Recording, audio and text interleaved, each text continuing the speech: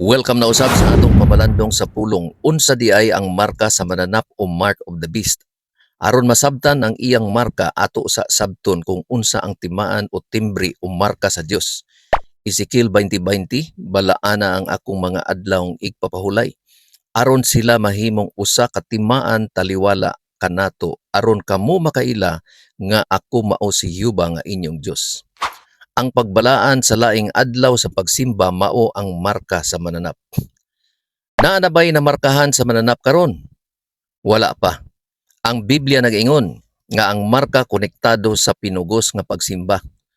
Ang pinadayag 13 nagulagway sa usa ka gahom nga maoy hinungdan nga ang kalibutan mo simba sa mananap og makadawat og marka pinaagi sa sibil o ekonomikanhong pamugos.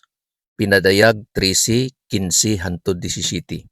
Kini nagpasabot nga ang pagsimba sa Domingo kaniadto o bisan pagsimba sa Domingo karon dili automatiko nga marka sa mananap. Ang isyu mahimong timaan sa dihang ang pagsimba gipatuman sa tawhanong balaod nga supak sa mga sugo sa Dios. Sa direktang kalainan sa mananap og sa iyang marka, ang pinadayag naghulagway sa matinumanong katawhan sa Dios niining paagiha. Ania ang pailob sa mga balaan.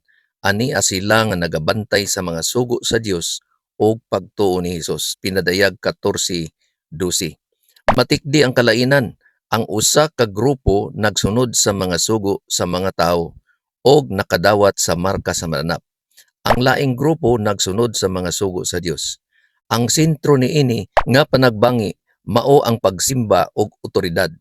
Ang Dios nag-ingon, hinumdumi ang adlaw nga igpapahulay aron sa pagbalaan niini Exodo 28. Samtang ang gahom sa mananap nagtinguha sa pagpatuman sa usa ka puli nga matang sa pagsimba pinaagi sa yutan-on nga otoridad. Ang katapusang krisis magpadayag kung kita mosunod ba sa Dios o sa tao.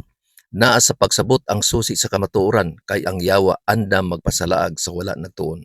Mao lang kini ang atong mubo nga pamalandong karong adlaw. Ayaw kalimti sa pag-like, pag-comment, pag-follow ug pag-share. Kita ta sa sunod na pud nga video.